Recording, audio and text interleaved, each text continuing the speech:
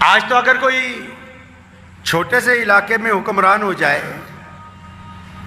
اگر کوئی چند گلیوں میں محلوں پہ حکمران ہو جائے، اگر کوئی کسی مدرسے یا مسجد کا ہی حکمران ہو جائے تو اس سے تو ملنا بڑا مشکل کام ہے بھائی۔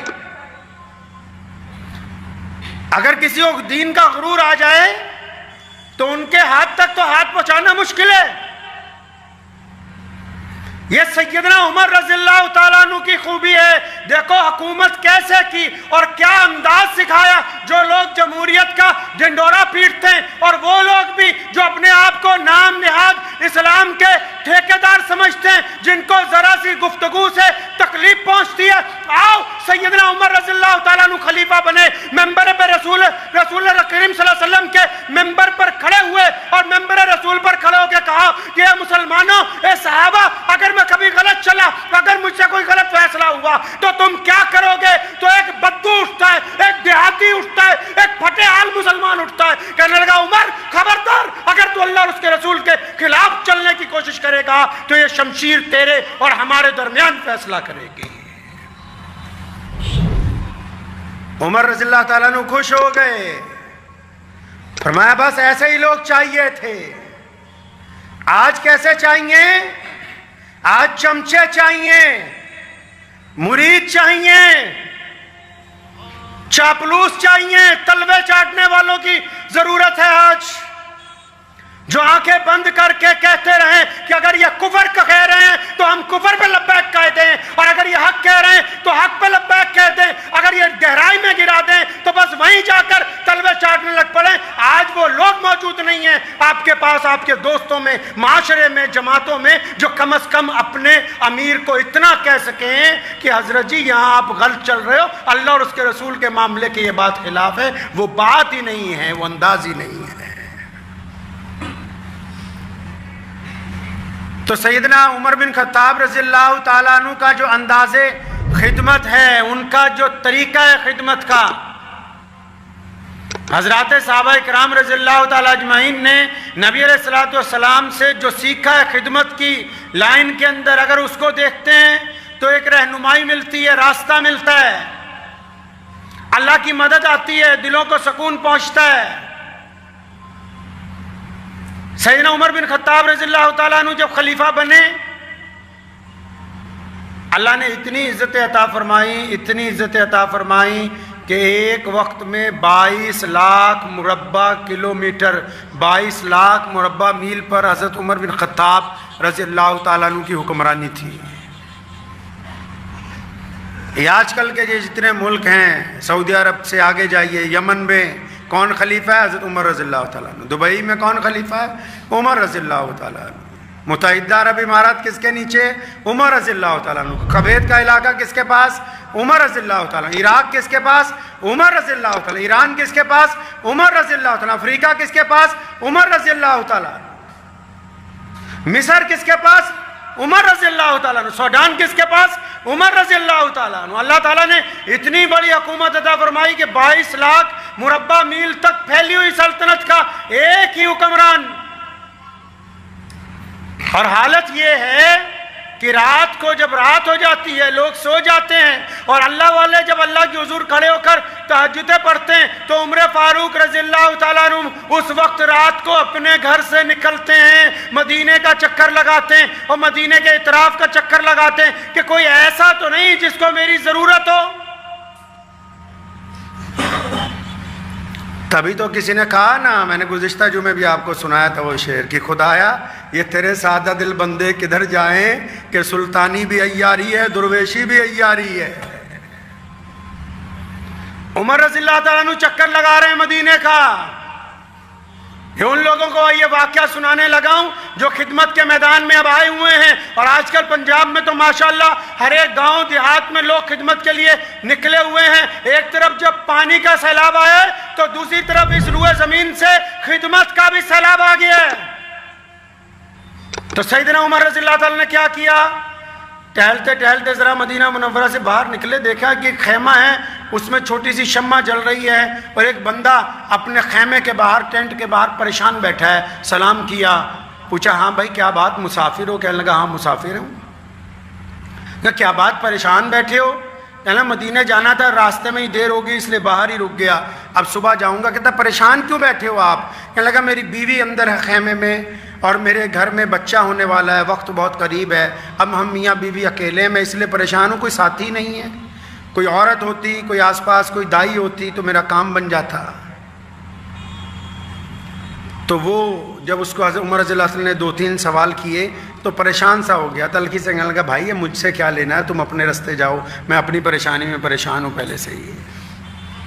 ہاں عمر رضی اللہ تعالیٰ عنہ اس کو چھوڑ کے فوراً گھر آئے، رات کا پہلا پہر ہے، گھر آئے رات کے پہلے پہر میں، آ کے اپنی زوجہ کو اٹھایا، فرمایا جلدی اٹھ جا، مدینے کے باہر جنت لٹ رہی ہے۔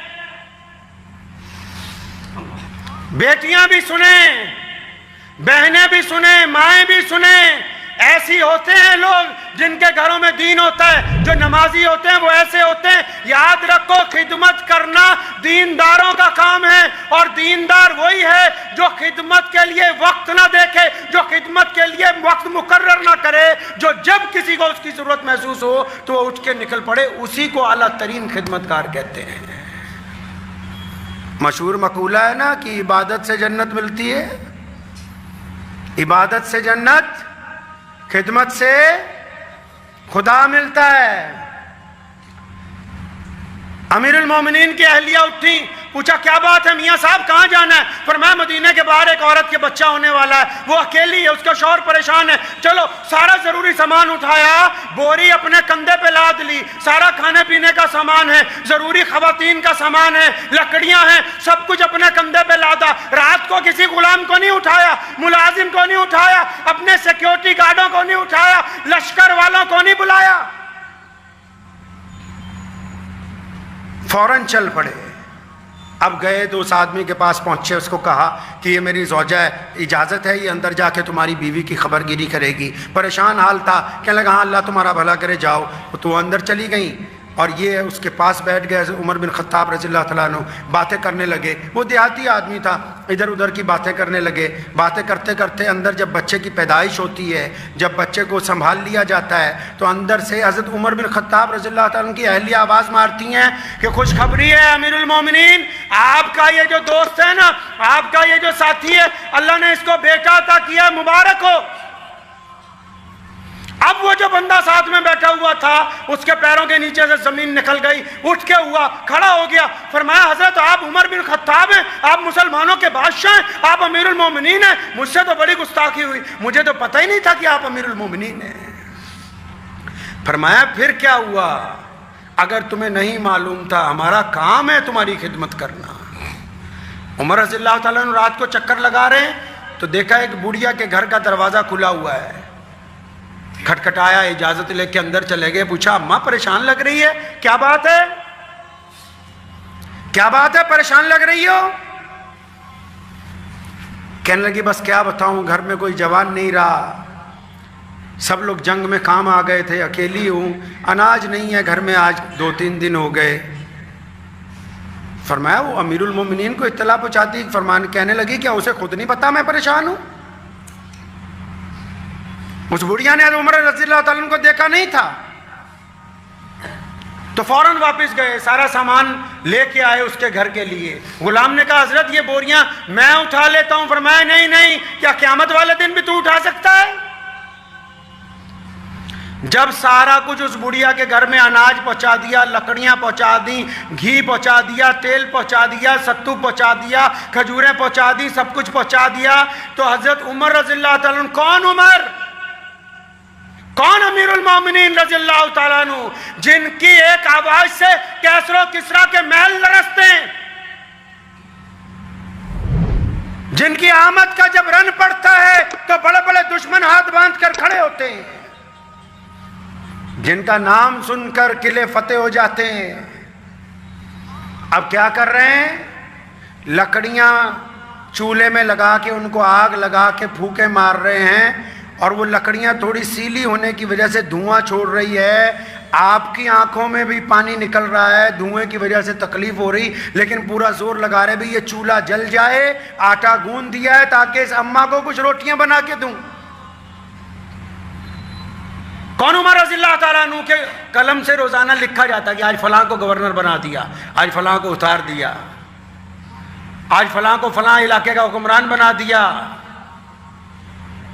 اب ادھر مسجد نبوی میں ضرورت پڑی، باہر کے ملکوں کے امبیسڈر سفیر آئے ہوئے بیٹھے کہ مسلمانوں کے بادشاہ سے ملنا ہے، امیر المومنین سے ملنا ہے. حضرت عثمان رضی اللہ تعالیٰ عنہ اور حضرت عبد الرحمن بن عوف ڈھونڈ رہے ہیں بھئی کہاں ہے امیر المومنین، یہ بہت ضروری کام ہے، یہ دستخط ہونے ابھی ضروری ہے، یہ حکم نامہ جانا ہے، امیر المومنین کہاں ہے؟ تو کسی نے بتایا کہ فلاں محلے میں فلاں جو بوڑھیا ہے نا اس کے گھر میں آٹا گوندھ رہے تھے اور آخری بار جب میں نکلا تو چولہا جلانے کی کوشش ہو رہی تھی. سیدھا پہنچے یہ اصحاب وہاں پر، جا کے دیکھا عمر رضی اللہ تعالیٰ عنہ چولہے میں لکڑیاں دے کے اس کو جلا رہے ہیں، دھواں ہوا پڑا ہے، داڑھی مبارک میں سے بھی دھواں نکل رہا ہے. سلام کیا کہ حضرت وہ فلاں کام رہ گیا، اشارہ کیا کہ نہیں. پہلے اس بڑھیا کو جب سب کچھ بنا کے دے دیا تو عثمان رضی اللہ تعالیٰ عنہ نے اس بڑھیا کو کہا اماں اب سب کچھ ٹھیک ہے، اب ضرورت کی چیزیں ساری آ گئیں؟ ہاں اماں آ گئیں. تو اماں سے پوچھا کہ اب کوئی بات تو نہیں؟ کہنے لگی بات تو اب بس یہ ہے کہ میں اللہ کے نبی صلی اللہ علیہ وسلم سے جب میں چلی جاؤں گی اس دنیا سے جا کے اپنے خلیفہ کی شکایت کروں گی. جب اتنا سننا تھا امیر المومنین رونے لگے، اسے پتہ ہی نہیں کہ یہ عمر بن خطاب ہیں. عثمان نے کہا رضی اللہ عنہ اے اماں جی امیر المومنین کو کیا پتا کہ تو کس حال میں ہیں، ان کو کیا خبر. اور اس دور میں تو نیٹ نہیں تھا، واٹس ایپ نہیں تھا، ویڈیو کلپ نہیں بنتے تھے. سنو اس بوڑھیا نے کیا کہا، اسلام کا شعار سنو. مسلمانوں اپنی تاریخ میں یہ دیکھو کہ کس انداز سے خدمت انجام دی جاتی ہے، حکمران کیسے ہوتے ہیں، معاملات کیسے طے کیے جاتے ہیں. اس بوڑھی عورت نے اسلام کا فلسفہ بیان کیا. کہنے لگی اچھا اگر امیر المومنین کو یہی نہیں پتا کہ ایک بوڑھیا کس حال میں ہے پھر حکومت کیوں کرتے ہیں، حکومت چھوڑ دینی چاہیے. آج کوئی کہہ دے گا کسی حکمران کو اتنی سی بات؟ آج ذرا کسی ملازم کو ہی کہہ کے دیکھ لو، کسی عام ملازم کو کہہ لو گے وہ کہے گا قیامت تو جب آئے گی پہلے ابھی تیرے 4 ڈنڈے لگا کے بتاتا ہوں. یہ اللہ تبارک و تعالیٰ کی اطاعت کی بات ہے، محمد رسول اللہ سے محبتوں کی بات ہے کہ سیدنا عمر رضی اللہ تعالیٰ جب اسے پتا لگا کہ یہی ہیں، اس بڑھیا کے مزاج کو نرم کیا گیا. حضرت عمر رضی اللہ تعالیٰ نے اس سے لکھوایا کہ میں نے عمر بن خطاب کو اللہ کے لیے معاف کر دیا ہے. یہ واقعات تب یاد آئے ہمیں، ہم جب نکلتے ہیں لوگوں کی خدمت کے لیے. بعض حضرات کچھ سختی والے بھی مل جاتے ہیں، بعض لوگ ہوتے ہیں جو نخرہ کرتے ہیں کہ یہ سامان نہیں چاہیے وہ سامان چاہیے. تو اپنے ساتھیوں کو بار بار اس بات کی تلقین کی جاتی ہے کہ اللہ نے اگر ہمیں بانٹنے والوں میں رکھا ہے، اللہ تعالیٰ نے اگر ہمیں اس طرح کر دیا کہ ہم دوسروں تک کچھ مدد پہنچا سکتے ہیں تو پھر دوسروں کے نخرے بھی اٹھا لیں. یہ بھی محمد رسول اللہ صلی اللہ علیہ وسلم کی سنت ہے. لینے والوں کے نخرے اٹھانا بھی رسول اللہ صلی اللہ علیہ وسلم کی سنت ہے. اگر وہ سامنے والا کوئی چون چرا کر دے تو کوئی بات نہیں، دینے والے کو یہ سمجھ لینا چاہیے کہ ہم میں کوئی کمال نہیں ہے، اللہ نے ہمیں توفیق دی ہے، اللہ نے ہمیں اسباب دیے ہیں تب ہم دے رہے ہیں. اللہ نے اگر ہمیں یہ توفیق نہ دی ہوتی، اسباب نہ دیے ہوتے اور ہم بھی لینے والوں کی لائن میں کھڑے ہوتے تو کیا ہو سکتا تھا؟ ہم خدا کا کیا بگاڑ سکتے تھے؟ عثمان رضی اللہ تعالیٰ عنہ کتنے بڑے مالدار ہیں اور حضرت ابو بکر رضی اللہ عنہ خلیفہ ہیں. یمن سے ایک بندہ آیا کہ لگا 3000 دینار چاہیے مجھے آپ سے. خلیفہ نے کہا کہ میں تو آج کل خالی ہوں، یہاں گھر کا دروازہ تو بڑا شاندار ہے. فرمایا تو خلیفہ بننے سے پہلے کی بات ہے، جب خلافت ملی سب کچھ اللہ کے راستے میں دے دیا، آج کل خالی ہوں. تو فرمایا میں تجھے ایک گھر کا پتہ بتاتا ہوں. ابو بکر صدیق رضی اللہ تعالیٰ عنہ نے کہا کہ وہاں چلا جا، وہاں سے سب کچھ مل جائے گا. اب اس بندے کو پتہ بتا دیا عثمان رضی اللہ تعالیٰ عنہ کا. وہ بندہ جب وہاں پہنچا تو دروازہ بھی کھٹکھٹانے لگا ہے تو اندر سے آواز آ رہی. حضرت عثمان رضی اللہ تعالیٰ عنہ کی اپنے بیٹے کو ڈانٹ رہے ہیں، کہنے لگے یار تم اتنے بڑے فضول خرچ ہو، یہ شہد دودھ میں ملا کے پیتے ہو، دودھ بھی میٹھا ہی ہوتا ہے، شہد بھی میٹھا ہے، اتنی فضول خرچی. اب حضرت ابو بکر رضی اللہ عنہ نے تو بھیجا تھا کہ وہاں چلا جا، 3000 دینار مل جائیں گے، تیرا معاملہ ہو جائے گا۔ اب یہ جو لینے والا تھا، مانگنے والا تھا، جب اس نے یہ آواز سنی گھبرا گیا، کہنے لگا خلیفہ نے کس کے دروازے پہ بھیجا ہے؟ یہ تو مجھے نعوذ باللہ ایسا لگ رہا ہے یہ تو بچوں کو ہی اپنے کچھ کھانے پینے کی کھلی اجازت نہیں دیتا، مجھے 3000 دینار کہاں سے مل جائیں گے؟ جو بڑے ہوتے ہیں ان کی باتیں بڑی ہوتی ہیں۔ بڑا بندہ اپنے قد و کاٹ سے بڑا نہیں ہوتا، نوٹ کر لیجئے بات۔ جو بڑا انسان ہوتا ہے وہ اپنے قد کی وجہ سے بڑا نہیں ہوتا، وہ اپنی داڑھی اور پگڑی کی وجہ سے بڑا نہیں ہوتا، وہ میٹھا بولنے کی وجہ سے بڑا نہیں ہوتا۔ جو بڑا ہوتا ہے نا وہ دوسروں کے ساتھ عاجزی سے جھک کے ملتا ہے، اس لیے وہ بڑا ہوتا ہے۔ اگر وہ جھک کے ملنے والا نہیں ہے، گردن اٹھا کے ملنے والا، اس لیے بڑا ہونے کے باوجود بھی وہ بڑا نہیں ہے، بڑا ہونے کا دکھاوا کر رہا ہے۔ تو جو بڑے ہوتے ہیں ان کی بات ہی نرالی ہوتی ہے۔ دروازہ کھولا، پہلی بات کہی، وعلیکم السلام کہتے پہلی بات کہی، کہنا گستاخی معاف، میں اپنے بچوں کو کچھ سمجھا رہا تھا جس کی وجہ سے آپ کو انتظار کرنا پڑا، تو اس لیے میں معذرت چاہتا ہوں کہ آپ کو انتظار کرنا پڑا۔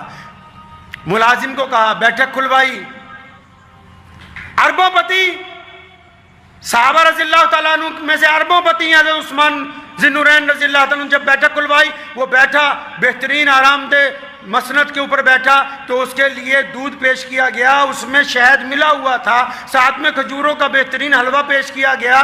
جب تین چیزیں اکٹھی آئیں تو سوچنے لگا کہ یہ ابھی تو اپنے بیٹے کو ڈانٹ رہے تھے کہ دودھ میں شہد میں دودھ ملا کے مت پیو، اور مجھے تو تین چیزیں اکٹھی دی ہیں، تو معاملہ ہی سمجھ میں نہیں آ رہا۔ کچھ دیر میں حضرت عثمان رضی اللہ تعالیٰ بھی بیٹھک میں آ گئے، فرمایا کیا حال ہے، ٹھیک ٹھاک ہو؟ کہنے لگا جی حضرت میں یمن سے آؤں۔ فرمایا بس اتنا ہی ہے۔ اور ابو بکر صدیق رضی اللہ تعالیٰ نے کہا تھا اس بندے کو کہ جا کے عثمان ذی النورین سے اتنا کہنا ہے رضی اللہ تعالیٰ عنہ سے کہ میں محمد الرسول اللہ کا غلام ہوں بس۔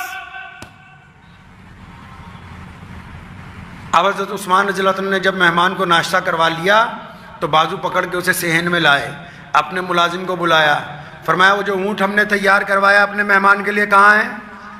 جو اونٹ تیار کروایا کہاں ہے؟ وہ لے آیا اونٹ ملازم، تو اس نے دیکھا ایک جوان اونٹ، تو عثمان رضی اللہ عنہ نے اسے کہا کہ اس میں وہ تھیلا لٹک رہا ہے، 5000 دینار اس میں آپ کے لیے ڈال دیے گئے، آپ کے لیے، آپ کے گھر والوں کے لیے، سب کے لیے نئے کپڑے اس میں ڈال دیے گئے، راستے کے لیے بہترین میٹھا پانی، اس کی چھاگل بھی بندھوا دی ہے، خشک گوشت اور کھجوریں وہ بھی ایک تھیلے میں پیک کروا کے تاکہ راستے میں تمہیں بھوک لگے تو کھا لینا، وہ بھی ساتھ میں کروا دیا۔ اب بالکل حیران ہے کہ بچوں کو ڈانٹ رہے ہیں اور مجھے 3 کی بجائے 5 ساتھ میں اونٹ، کیونکہ تھا دیہاتی نا۔ بعض حضرات جو ہوتے ہیں جب اللہ کچھ دیتا ہے شکر کرنے کی بجائے سوال بھی کرنے لگتے ہیں کہ اتنا کیسے دے رہے ہو؟ تو اس نے سوال کیا کہ حضرت یہ اونٹ جو ہے یہ کیسے آپ تک واپس پہنچے گا؟ عثمان رضی اللہ عنہ نے فرمایا بھیا یہ واپس لینے کے لیے تو دیا ہی نہیں ہے، واپس لینے کے لیے نہیں دیا۔ تو پھر وہ جب اونٹ کی طرف چلا گیا پھر آیا، کہنے لگا حضرت ایک بات بتاؤ، آپ اپنے بچوں کو ڈانٹ نہیں رہے تھے کہ شہد کیوں ملایا دودھ میں، فضول خرچی کیوں کی، اور آپ نے تو مجھے بڑا کچھ عطا کیا ہے؟ تو عثمان رضی اللہ تعالیٰ نے فرمایا سنے آنے والے، میں اپنے بچوں کو اس لیے ڈانٹ رہا تھا فضول خرچی سے کہ اللہ نے یہ جو ہمیں مال دیا ہے، اللہ تعالیٰ نے یہ جو دولت دی ہے، اللہ نے یہ جو عزت دی ہے، یہ دوسروں کے کام آنے کے لیے دی ہے، عیاشی کے لیے نہیں دی، اڑانے کے لیے نہیں دی، بربادی کے لیے نہیں دی۔ میں ان بچوں کو اس لیے سمجھاتا ہوں کہ اللہ نے یہ جو مال دیا یہ اللہ کے بندوں پر خرچ کرنے کے لیے اللہ نے ہمیں دیا ہے، میری طرح میرے بچے بھی سیدھے راستے اوپر لگے رہے، اس لیے ان کو بار بار سمجھاتا ہوں۔ چلا گیا، پھر آنے لگا، کہنے لگا جی حضرت مجھے لگتا ہے آپ کو حضرت ابو بکر صدیق رضی اللہ تعالیٰ عنہ نے کوئی پیغام بھیجا ہوگا۔ فرمایا بس کر، اب زیادہ باتیں نہیں کیا کرتے، جب کام بن گیا تو اپنا راستہ ناپا کرتے ہیں۔ یہ اسلام کی تعلیم ہے۔